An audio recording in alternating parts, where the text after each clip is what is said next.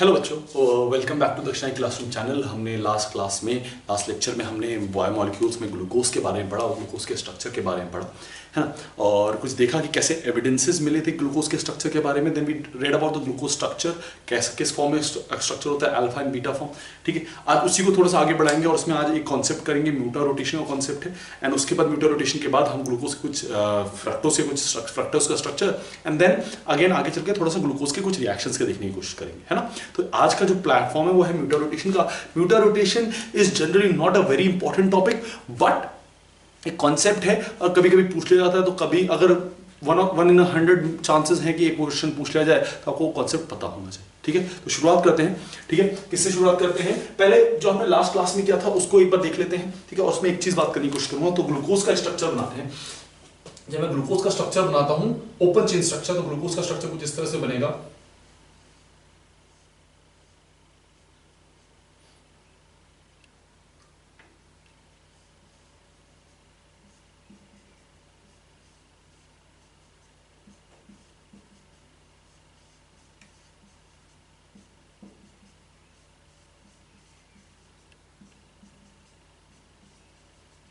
This will be glucose structure. ये glucose का structure होगा, है ना।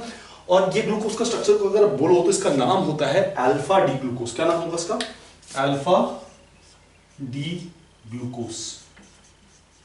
क्यों अल्फा डी ग्लूकोज नाम है इसका? इसका अल्फा डी ग्लूकोज इसलिए नाम है कि अल्फा इसलिए, ठीक है, सॉरी, डी ग्लूकोज इसका नाम होगा, अल्फा नहीं, डी ग्लूकोज इसका नाम होगा। डी ग्लूकोज इसलिए होगा कि टॉप से जो लास्ट कायरल सेंटर है, टॉप से जो लास्ट कायरल सेंटर है उसका जो OH है that is on the right hand side। अगर वो right hand side पे है then it is called as D glucose। अगर वो left hand side पे है then it is called as L glucose। ठीक है, ये जो D और L हमने बोला है, this has nothing to do with dextro and levo। Optical rotation से इसका कोई लेना देना नहीं है। इसका सिर्फ ये लेना देना है कि ये OH कहां लाई करता है। ठीक है, that is it। इस तरह इसका कोई लेना देना नहीं है, इस D का कोई लेना देना नहीं। ठीक है, अच्छा, अगर यहीं पर मेरे को बोल दिया जाए कि मेरे को L बनाना है तो इसका L फॉर्म कैसे बनेगा? देखो,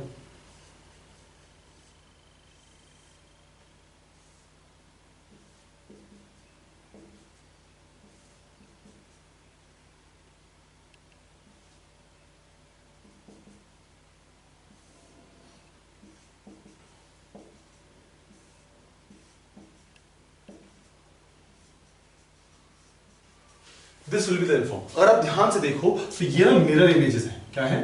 मिरर इमेजेस हैं। ठीक है ना, दोनों की दोनों मिरर इमेजेस हैं। ठीक है, तो एल फॉर्म कैसी होगी? अगर मिरर इमेज आप ले लो, ठीक है ना, एल ग्लूकोज।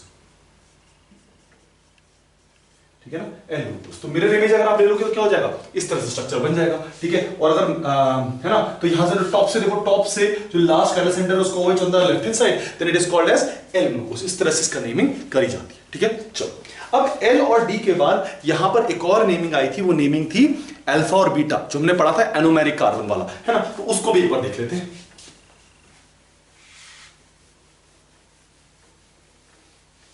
देखो, CHO है। ठीक है, अब यहां पर क्या होता है कि आपका रिंग शेप आता है ना, रिंग शेप आता है तो रिंग बनाने की कोशिश करते हैं। ठीक है, देखो,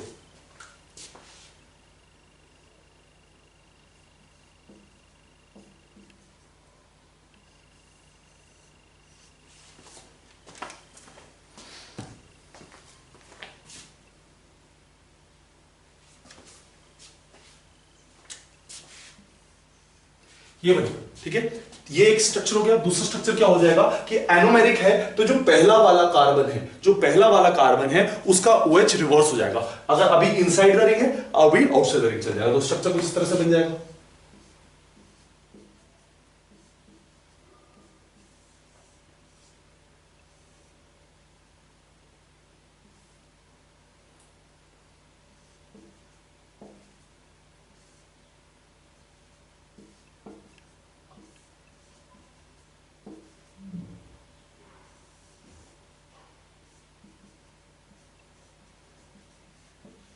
कुछ इस तरह से बन जाएगा। अगर आप ध्यान से देखें तो पूरा का पूरा स्ट्रक्चर सेम है। The only difference is between the first carbon, यहां पर OH इनसाइड पे है और यहां पर OH आउटसाइड पे है ना। तो जो जब OH इनसाइड पे हो, then it is known as alpha. अब क्या होगा? डी ग्लूकोज या एल ग्लूकोज, देखो टॉप से OH कहां है, लास्ट वाले पे, तो उसका नाम क्या हो जाएगा, अल्फा डी ग्लूकोज का नाम हो जाएगा अल्फा डी ग्लूकोज, है ना, अल्फा डी ग्लूकोज। और इसका नाम क्या हो जाएगा, बीटा डी ग्लूकोज, क्योंकि OH का है बाहर की साइड है, बीटा डी ग्लूकोज। ठीक है, अब ये जो दोनों स्ट्रक्चर्स हैं ये इक्विलिब्रियम में एग्जिस्ट करती हैं। कैसे एग्जिस्ट करती हैं, इक्विलिब्रियम में, इक्विलिब्रियम में ये दोनों स्ट्रक्चर्स एग्जिस्ट करती हैं। ठीक है, विच मींस जब भी आप क्या करोगे, इक्विलिब्रियम में ये दोनों स्ट्रक्चर ना इक्विलिब्रियम इंटरचेंज होती रहती है। कभी ये अल्फा अगर रखोगे तो अल्फा कभी बीटा बन जाएगी, बीटा रखोगे तो कभी वो अल्फा बन जाएगी, तो दोनों इंटरचेंज होती रहती है, वो एक जगह पे फिक्स नहीं रहती है ना। ठीक है, इक्विलिब्रियम में एग्जिस्ट करती है। चलो अब यहां से हम म्यूटर रोटेशन का कॉन्सेप्ट करना शुरू करते हैं। यहां से हम म्यूटर रोटेशन का कॉन्सेप्ट देखते हैं और देखते हैं कि म्यूटर रोटेशन में क्या होगा।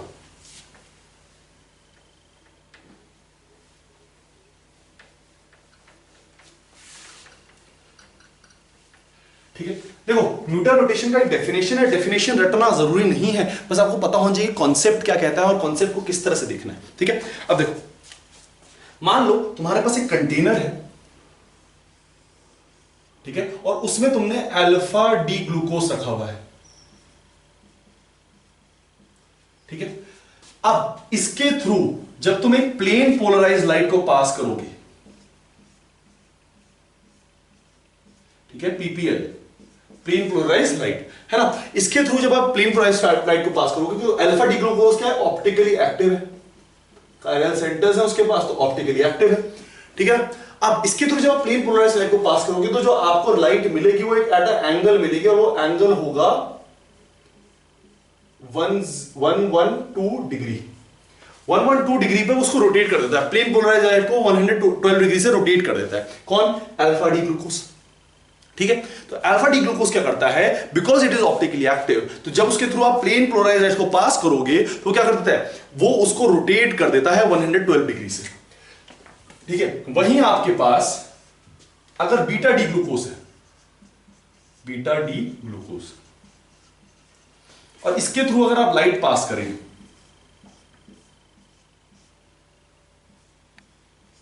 ठीक है, तो क्या होता है, ये इसको रोटेट करता है लेकिन बहुत ही कम उस डिग्री से, that is 18 degree centigrade, 18 degree से। किससे रोटेट करता है, 18 डिग्री।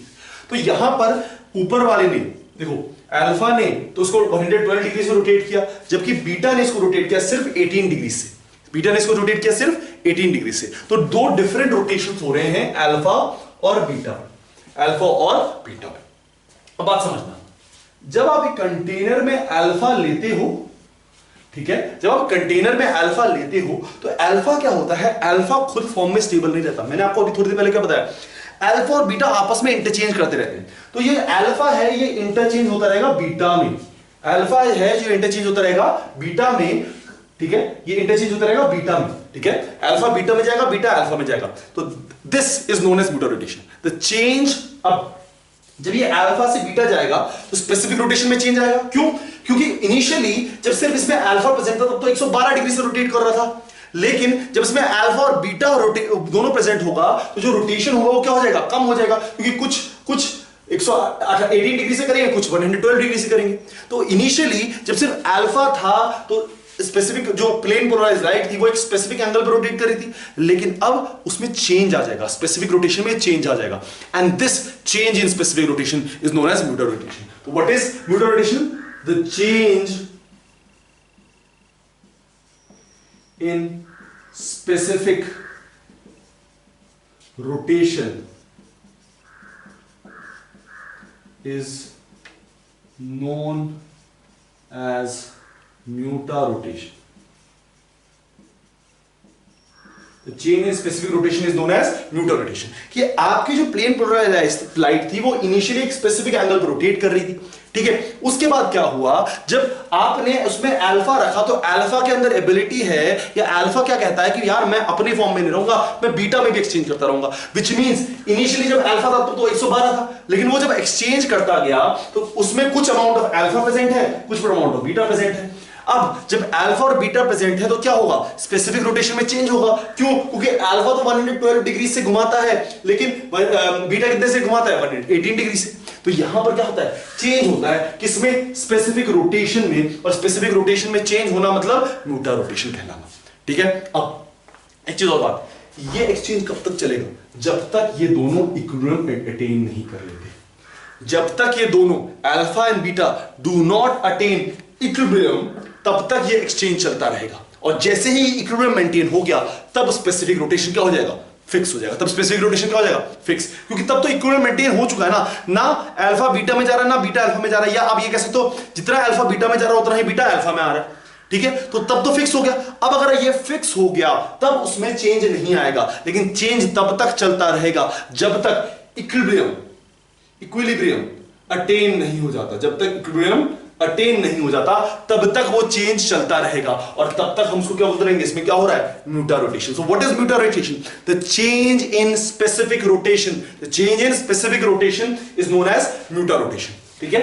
अल्फा और बीटा में क्यों होता है? क्योंकि अल्फा और बीटा इंटरचेंजेबल है, वो आपस में इंटरचेंज करते रहते हैं। तो इनिशियली अगर आप एक सॉल्यूशन में बीटा अल्फा डालोगे तो वो बीटा में कन्वर्ट होता रहेगा, ठीक है। और अगर इनिशियली एक सॉल्यूशन में आप बीटा डालोगे तो अल्फा में कन्वर्ट होता रहेगा। और जब वो इंटरचेंज करेगा, कन्वर्ट होगा, तो उसका स्पेसिफिक रोटेशन भी चेंज होगा। क्यों? क्योंकि दोनों अलग अलग एंगल से प्लेन पोलराइज्ड लाइट को घुमाते हैं। अब अगर दोनों अलग अलग एंगल से प्लेन पोलराइज्ड लाइट को घुमाते हैं, तो जब सॉल्यूशन में ओरिजिनली सिर्फ अल्फा प्रेजेंट था तो अलग तरीके से घूम रही थी प्लेन पीपीएल, और अगर बीटा प्रेजेंट था तो अलग तरीके से घूम रही थी। लेकिन अगर अब दोनों प्रेजेंट है तो वो बिल्कुल ही डिफरेंट तरीके से घूमेगी। तो वो जो चेंज है इनिशियल से इक्विलिब्रियम तक का चेंज है, उस चेंज में जो स्पेसिफिक रोटेशन का चेंज है, उसको क्या बोलते हैं? हम म्यूटा रोटेशन बोलते हैं। उसको क्या बोलते हैं? हम म्यूटा रोटेशन बोलते हैं। ये बात क्लियर है? बात समझ आती है? ठीक है, चलो अब एक चीज समझो।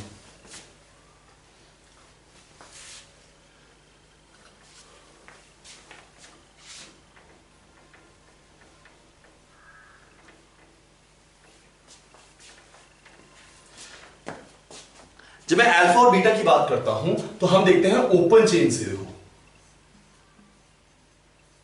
ओपन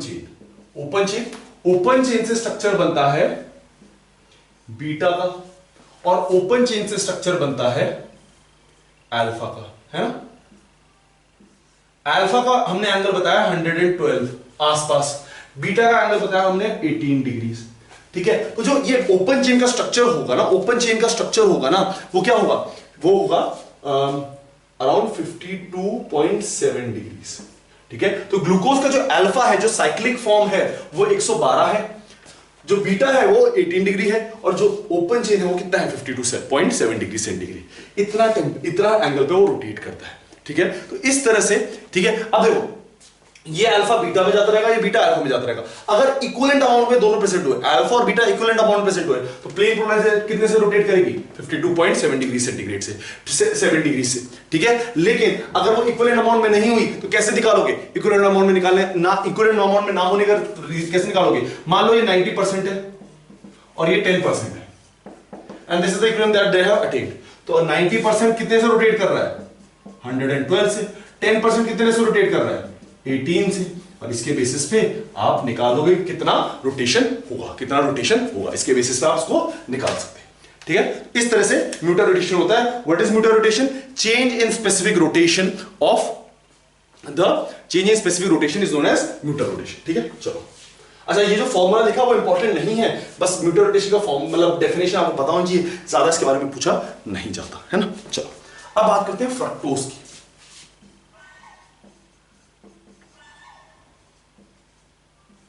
ठीक है। फ्रक्टोज, ठीक है। जब फ्रक्टोज की हम बात करते हैं तो फ्रक्टोज का जो स्ट्रक्चर फॉर्मूला है, it is exactly same as glucose, ठीक है। Exactly same as glucose. The only difference is कि फ्रक्टोज में कीटोन ग्रुप है, कीटो ग्रुप है। फ्रक्टोज में कैसा ग्रुप है? कीटो ग्रुप है। फ्रक्टोज में कैसा ग्रुप है? कीटो ग्रुप है। तो फ्रक्टोज का स्ट्रक्चर जो है वो एग्जैक्टली सेम है एज, जो फॉर्मूला है एग्जैक्टली सेम है एज ग्लूकोज, बट उसमें बस एक ही डिफरेंस है कि ग्लूकोज में एल्डिहाइड ग्रुप था, फ्रक्टोज में कीटोन ग्रुप है, ठीक है। अब देखो फॉर्मूला क्या, इसका स्ट्रक्चर कैसा होगा? देखो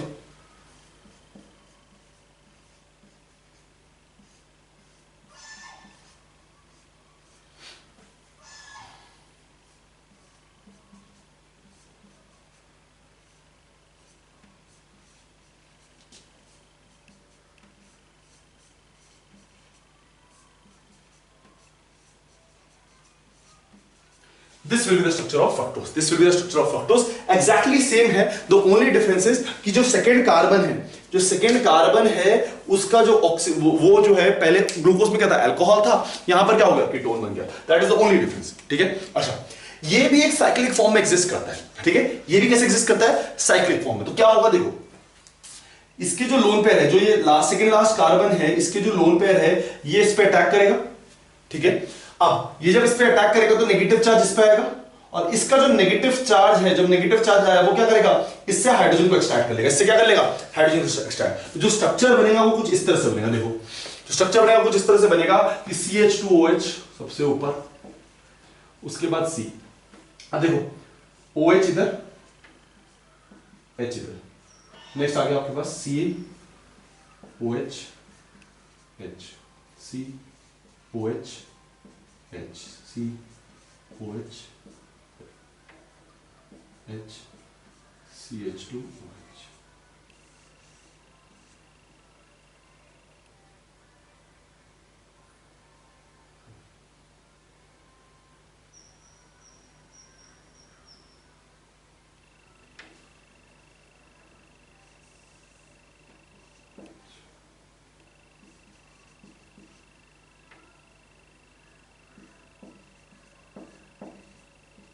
कुछ इस तरह से स्ट्रक्चर बनेगा। ध्यान से देखो, इस कार्बन पे जब ये ऑक्सीजन की तरफ नेगेटिव चार्ज गया, या ऑक्सीजन की तरफ वो गया, मूवमेंट किया, तो उस पे नेगेटिव चार्ज आया, नेगेटिव चार्ज से OH हो गया, तो देखो इस कार्बन पे OH आ गया। इस कार्बन पे एक और चीज प्रेजेंट थी, वो क्या थी, CH2OH, CH2OH है, CH2OH है। इस कार्बन पे OH इस साइड, H उस साइड, इस कार्बन पे H इस साइड, OH उस साइड, इस कार्बन पे H इस साइड, OH उस साइड, इस कार्बन पे ये O वाला और उसके साथ CH2OH। तो इस तरह से हो गया। अच्छा कितने मेंबर रिंग बनी, अगर ध्यान से देखो तो 1 2 3 4 और 5 मेंबर रिंग बनी। क्या बनी है, 5 मेंबर रिंग। ठीक है, अच्छा अब अगेन एक चीज और, अगर अंदर की साइड OH है, जैसे हम उसमें हमने करा था, अगर अंदर की साइड OH होता है उसको क्या बोलते हैं हम, अल्फा फॉर्म। उसको क्या बोलते हैं हम, अल्फा फॉर्म। तो this will be alpha fructose. ठीक है ना, फ्रक्टोज। ठीक है, ठीक है, अल्फा फ्रक्टोज। क्यों, क्योंकि अंदर की साइड OH। अगर यहीं पर क्या हो कि OH बाहर की साइड आ जाए, OH कैसा आ जाए, बाहर की साइड, तो स्ट्रक्चर कैसा हो जाएगा, देखो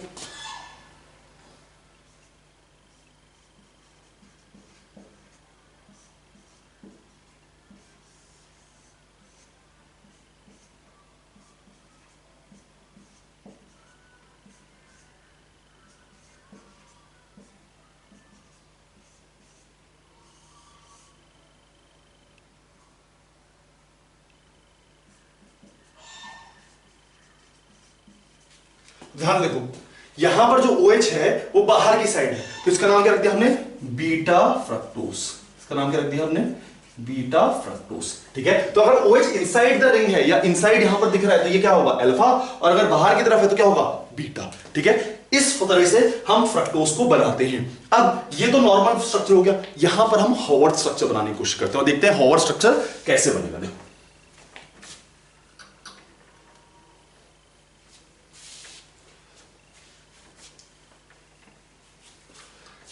देखो हॉवर्ड स्ट्रक्चर में इसी के ऊपर बनाऊंगा। ठीक है ना, यहीं पर ऊपर में हॉवर्ड स्ट्रक्चर बनेगा। देखो 5 मेंबर रिंग है, this is the 5 member ring, है ना, this is the 5 member ring. ठीक है, कुछ इस तरह से 5 मेंबर रिंग बनेगी। ठीक है, ये 5 मेंबर रिंग है। अब देखो एक चीज, अगर अब याद रखना, अगर याद रखो, अभी मैंने तुम्हें पिछली बार ही बताया था, अगर राइट हैंड साइड पे है तो बिलो आएगा, अगर लेफ्ट हैंड साइड पे है तो अबव आएगा। कौन, OH, है ना। अभी कहां है, राइट हैंड साइड पे, अल्फा में कहां है, राइट हैंड साइड पे, और इसमें इधर कहां है, लेफ्ट हैंड साइड पे। तो लेफ्ट हैंड साइड पे कहां आता है, अबव, तो यहां पर अबव आ जाएगा। और नीचे क्या लिख दोगे, CH2OH, फिर यहां, फिर यहां। ठीक है, अच्छा इधर कहां पर है, यहां पर कहां पर है, अगेन राइट हैंड साइड पे, तो कहां आ जाएगा वो, OH ऊपर और नीचे H। इधर कहां पर है, सॉरी इधर लेफ्ट हैंड साइड पे, इधर कहां पर है, इस वाले कार्बन में कहां पर है, लेफ्ट हैंड साइड, तो कहां आ जाएगा, बिलो, OH H।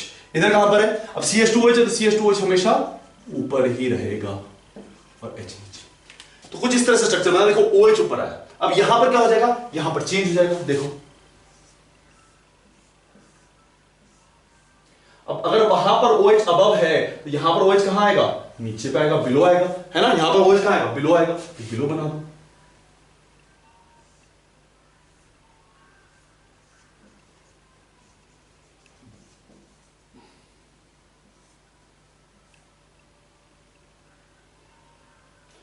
नेक्स्ट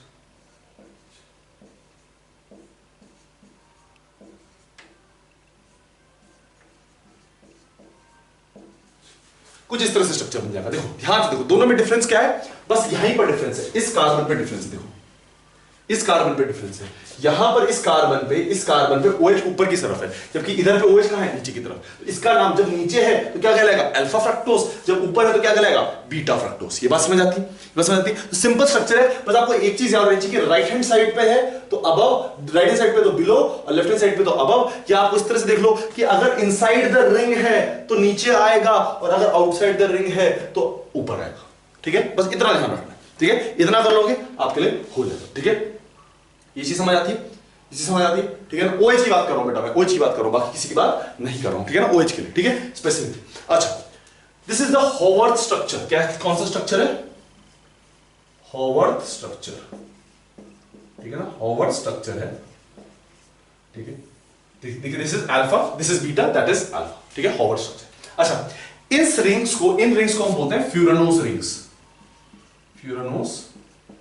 फ्यूरानोस बोलते हैं। तो कहीं भी क्या लिखा होगा, अल्फा फ्रक्टो फ्यूरानोस, अल्फा फ्रक्टो फ्यूरानोस। ठीक है, इस तरह से लिखा होगा। फ्यूरानोस क्यों लिखा होगा, क्योंकि फ्यूरान जो रिंग है वो कुछ इस तरह से होती है। देखो दिस इज फ्यूरान रिंग।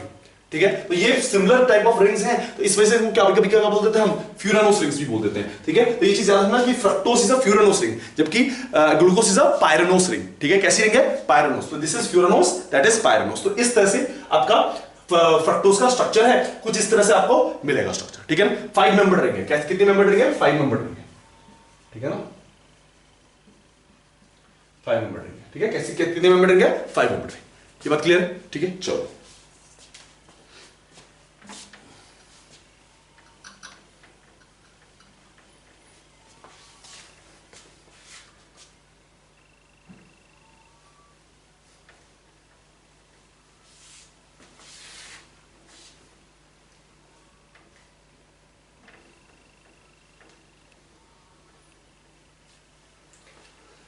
ठीक है, अब कुछ रिएक्शंस की बात कर लेते हैं। ठीक है, कुछ रिएक्शंस की बात कर लेते हैं ग्लूकोज के। ठीक है, देखो ग्लूकोज का रिएक्शंस ऑफ ग्लूकोज। ठीक है, मेजरली रिएक्शन जो आपने कर ली है। ठीक है, सारे रिएक्शंस याद भी नहीं कर रहे, बस कुछ रिएक्शंस आपको पता होने चाहिए। ठीक है, कुछ रिएक्शंस है वो पता होने चाहिए। देखो पहला रिएक्शन आपके पास,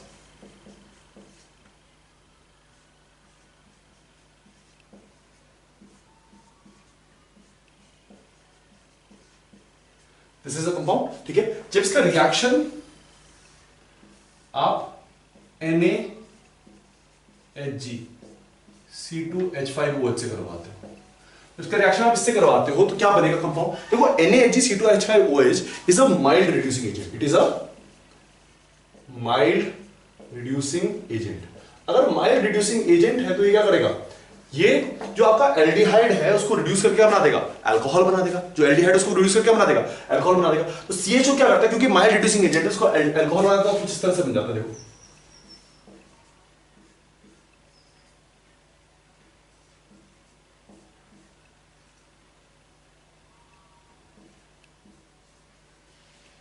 तो ये बन जाता है, जहां पर जो एल्डिहाइड है वो रिड्यूस होकर क्या बना देता है, अल्कोहल बनाता है, प्राइमरी अल्कोहल बन जाता है। ठीक है, तो क्योंकि क्या है, NaHG क्या है, माइल्ड रिड्यूसिंग एजेंट। कैसा है, माइल्ड रिड्यूसिंग एजेंट। वहीं पर एक रिएक्शन हमने आगे किया था और वहां पर हमने स्ट्रॉन्ग रिड्यूसिंग एजेंट लिया था, वो था HI। HI is a very strong reducing agent. तो ये क्या करेगा, सबको रिड्यूस करके क्या बनाता है, N-हेक्सेन बनाता है। क्या बनाता है, N-हेक्सेन, है ना, सबको रिड्यूस करके क्या बनाता है, N-हेक्सेन। तो माइल्ड रिड्यूसिंग एजेंट क्या, तो सिर्फ एल्डिहाइड को रिड्यूस करेगा, और अगर आपने स्ट्रॉन्ग रिड्यूसिंग एजेंट किया तो क्या करेगा, पूरे को रिड्यूस करके N-हेक्सेन बना देगा। ठीक है, चलिए एक और रिएक्शन देखो।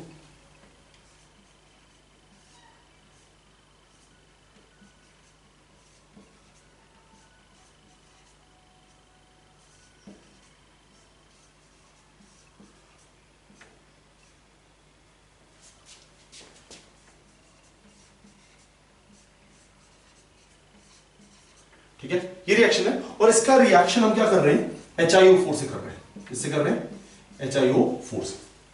ठीक है, जब ये रिएक्शन HiO4 से होता है तो होता क्या है कि यहां पर OH अटैक करता है। तो होता क्या है, ये बॉन्ड टूटेगा और दोनों तरफ इधर भी OH लगेगा और इधर भी OH लगेगा। ठीक है, ठीक है, ठीक है, फिर ये बॉन्ड टूटेगा तो ऊपर पे OH लगेगा, हर बॉन्ड के लिए एक OH लगता जाएगा, ठीक है, कुछ इस तरह से होता जाएगा, ठीक है। अब इस बात को समझने की कोशिश करना, ठीक है, अब इस बात को समझने की कोशिश करना। देखो जब ये वाला बॉन्ड टूट रहा है, ऊपर वाला बॉन्ड टूट रहा है, तो उस पर OH लग रहा है। जब OH लगे तो कंपाउंड क्या बनेगा, देखो CHOCOH, सॉरी HOCHO, ये कंपाउंड बन रहा है HOCHO, है ना, ये कंपाउंड बन रहा है HOCHO। अगर ध्यान से देखो ये बॉन्ड टूटते OH लग रहा है, HOCHO बन रहा है। अगर इस कंपाउंड को मैं लिखना चाहूं तो इसको कैसे लिख सकता हूं, HCOOH, this can be written as HCOH। तो आपका क्या बन गया, एक एसिड बन गया, एक एसिड बन गया OH लगा। अब नेक्स्ट पे आ जाओ, जब मैं इस पे OH लगाऊंगा तो इसकी बॉन्ड टूटने से इस पे OH, और ये बॉन्ड टूटने से ऊपर वाले पे OH, ठीक है। तो दोनों की जैसे OH लगा तो जो कंपाउंड बनेगा वो क्या बनेगा, CHOH, इधर एक OH और इधर एक OH। एंड यू नो कि दो OH एक कार्बन पे स्टेबल नहीं होते, तो क्या करेगा, वाटर रिलीज करेगा, और ये कुछ वाटर रिलीज करने के बाद क्या बना देगा, डबल बॉन्ड O, ठीक है। तो यहां पर अगर आप ध्यान से देखें तो ये बन रहा है HCOOH अगेन, ये भी क्या बन रहा है, HCOOH अगेन। अच्छा अगेन इसके नीचे वाले पे भी यही होगा कि नीचे वाले पे OH लगेगा, और फिर ये वाला बॉन्ड जब टूटेगा तो उसकी वजह से OH लगेगा, ठीक है। तो इसकी वजह से भी क्या बनेगा, HCOOH, ठीक है। 3 कार्बन देख लिए, चौथे वाले कार्बन पे भी ये होगा OH OH, वहां पर भी क्या बनेगा, HCOOH। 5वें वाले कार्बन पे यही होगा, क्योंकि ये वाला बॉन्ड टूटेगा तो इस बॉन्ड के टूटने से यहां पर OH, और इस बॉन्ड के टूटने से यहां पर OH, तो ये भी क्या बनेगा, HCOOH। और जब लास्ट वाला टूटेगा तो क्या बनेगा, देखो लास्ट वाला जब टूटेगा तो बनेगा CH2OH और यहां पर OH। अब मैंने आपको क्या बोला था कि एक कार्बन पे 2 OH अनस्टेबल होते हैं, तो ये वाटर निकाल देंगे और ये कुछ इस तरह से बन जाएगा,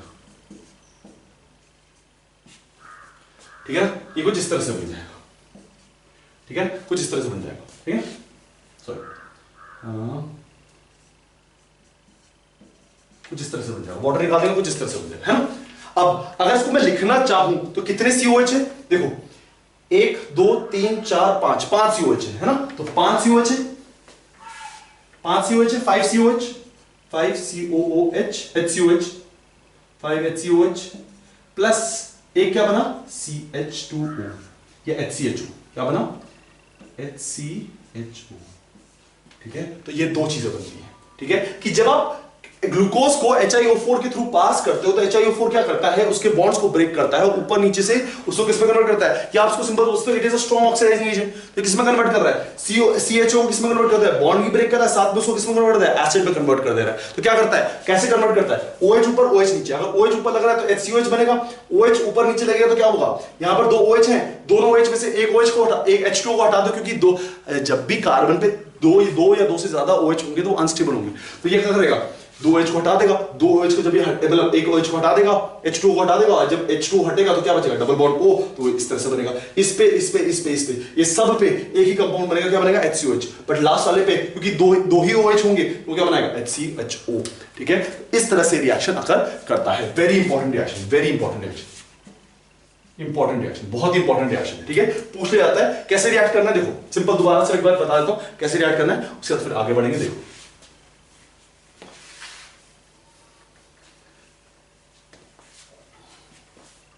आपका स्ट्रक्चर है, देखो आपका स्ट्रक्चर है CHO, ठीक है, इस CHO का बॉन्डिंग है CHOH के साथ, इस CHO का बॉन्डिंग है CHOH के साथ। मैं उसके हिसाब से नहीं बना रहा हूं, बस इसको देख लेना, ठीक है ना।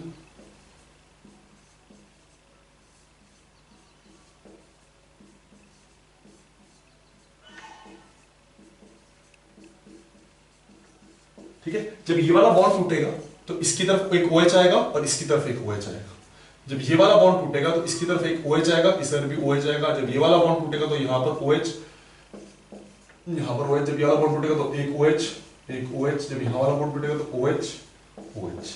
अगर आप इसको देखो तो ये बन जाएगा, अगर इस फॉर्मूले से देखो तो ये बन जाएगा सीधा HCOOH, सिंपल, एक बॉन्ड टूटा एक OH लग गया।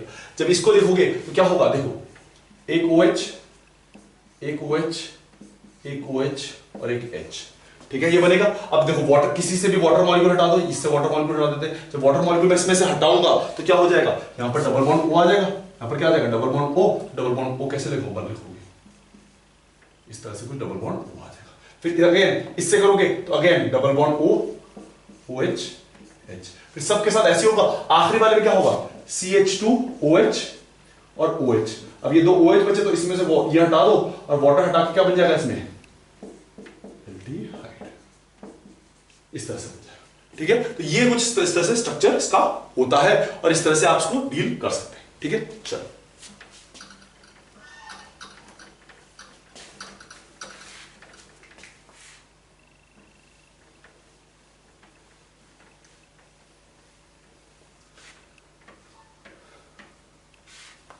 कुछ फर्दर और रिएक्शंस की बात करते हैं। देखो, आपके जो ग्लूकोज एंड फ्रक्टोज है, they give Fehling, Tollens and Benedict test. ये तीनों टेस्ट देते हैं, फेलिन, टॉलेंस एंड बेनेडिक्ट्स। ठीक है, ये तीनों टेस्ट आपका बेनेडिक्ट्स। अब देखो टेस्ट क्या होगा, देखते जाओ। टेस्ट आपके पास कि आपके पास R ग्रुप है। ठीक है, अच्छा यहां पर आप क्या यूज करोगे, Ag2+, Ag+ यूज करोगे। ठीक है, अच्छा जब ये रिएक्ट करेगा तो क्या करेगा, खुद को रिड्यूस, उसको ऑक्सीडाइज, ये क्या कर देगा, प्लस Ag, तो आपको एक सिल्वर मिरर मिल जाएगा। क्या मिल जाएगा, सिल्वर मिरर। ठीक है ना, सिल्वर मिरर मिल जाएगा आपको। क्या मिल जाएगा, सिल्वर मिरर मिल जाएगा। ठीक है, ठीक है, तो यहां पर आपको सिल्वर मिरर मिल गया। तो देखो ये क्या हो गया, ऑक्सीडाइज हो गया, इसने क्या कर दिया, ऑक्सीडाइज, तो सिल्वर मिरर मिल गया। तो आप क्या बोल देते हो कि इसमें क्या प्रेजेंट है, कार्बोनाइल प्रेजेंट है ना, कार्बोनाइल ऑलरेडी प्रेजेंट होता है ना, कार्बोनाइल इसमें प्रेजेंट होता है। ठीक है, नेक्स्ट आपके पास है ये इसी के साथ। ठीक है, आपने रिएक्शन करवाया बेनेडिक्ट्स, तो Cu citrate, citrate twice 2 minus this will be the reaction। ठीक है, जब रिएक्ट कराओगे तो यहां पर बनेगा अगेन, इसको क्या कर देगा, इस तरह से कर देगा। ठीक है, ऑक्सीडाइज कर दिया, साथ में इसने बना दिया Cu2O, तो अब क्या मिल जाएगा, रेड पीपीटी मिल जाएगा। क्या मिल जाएगा, रेड पीपीटी। तो आप क्या करोगे, सिंपल सा एक फंडा है कि आप एक टेस्ट ट्यूब लोगे, टेस्ट ट्यूब में क्या करोगे, टेस्ट ट्यूब में आप ग्लूकोज डालोगे, साथ में आप ये बेनेडिक्ट सॉल्यूशन डालोगे, और जब बेनेडिक्ट सॉल्यूशन डालोगे तो क्या कर देगा, वो क्या कर देगा, उसको क्या कर देगा, उसको रेड पीपीटी बना देगा, CO2 की रेड पीपीटी बन जाएगी और इस तरह से आपको कंपाउंड मिल जाएगा। आपको पता चल जाएगा कि उसमें क्या ग्लूकोज और फ्रक्टोज प्रेजेंट है। अब क्वेश्चन आता है कि सर फ्रक्टोज तो फेलिंग टेस्ट देता ही नहीं। ठीक है, फ्रक्टोज फेलिंग टेस्ट नहीं देता है, तो बेटा फ्रक्टोज फेलिंग टेस्ट कैसे दे सकता है, उसमें कीटोन है। सॉरी, क्वेश्चन ये आता है फ्रक्टोज फेलिंग टेस्ट कैसे दे सकता हूं, कीटोन है। एक चीज ध्यान रखना बेटा कि फ्रक्टोज में ना 1 डिग्री अल्कोहल है, 1 डिग्री अल्कोहल है। 1 डिग्री अल्कोहल फेलिंग टेस्ट देता है, 1 डिग्री अल्कोहल फेलिंग टेस्ट देता है। तो ये 1 डिग्री अल्कोहल होने की वजह से फेलिंग टेस्ट देगा। तो फ्रक्टोज और ग्लूकोज दोनों ही क्या देंगे, फेलिंग भी देंगे, बेनेडिक्ट्स भी देंगे, टॉलेंस भी देंगे। फेलिंग क्यों देगा, फ्रक्टोज फेलिंग क्यों देगा, क्योंकि उसमें 1 डिग्री अल्कोहल है और 1 डिग्री अल्कोहल की वजह से उसमें क्या होता है, वो आपको फेलिंग टेस्ट दे सकता है। ठीक है, आप ये चीज बोल सकते हो कि इसमें अल्फा हाइड्रोक्सी कार्बोनाइल है। क्या है, alpha hydroxy carbonyl. Alpha hydroxy carbonyl सारे क्या देते हैं, फेलिंग, टॉलेंस और बेनेडिक्ट देते हैं, है ना, तीनों के तीनों देते हैं। तो इस वजह से ये तीनों रिएक्शन देगा, तीनों टेस्ट देगा। और इस तरह से आप उसको आइडेंटिफाई भी कर सकते हो, अगर ग्लूकोज और फ्रक्टोज है तो क्या होगा, ये तीनों टेस्ट दे रहा होगा तो आपको पता चल जाएगा ग्लूकोज है या फ्रक्टोज है। इस तरह से आपको आइडेंटिफिकेशन इसका मिल जाएगा, बेनेडिक्ट्स और आपका ग्लूकोज और fructose, Benedict test, Tollens test और फेलिंग टेस्ट। ठीक है, अगर कहीं पर कंफ्यूजन हो कि फ्रक्टोज नहीं देता तो फ्रक्टोज का याद रखो कि फ्रक्टोज में 1 डिग्री अल्कोहल है और बिकॉज ऑफ 1 डिग्री अल्कोहल वो फेलिंग टेस्ट दे सकता है। क्यों, कीटोन की वजह से तो नहीं देगा, लेकिन 1 डिग्री अल्कोहल की वजह से वो जरूर दे सकता है। ठीक है, चलो तो बस बेटा आज के लेक्चर में इतना ही। आपसे नेक्स्ट लेक्चर में मिलते हैं कुछ और कंपाउंड डाइसैकेराइड्स और कुछ और रिएक्शंस के साथ। ठीक है, तब तक take care and keep studying and we meet you next time with another lecture. Thank you for listening.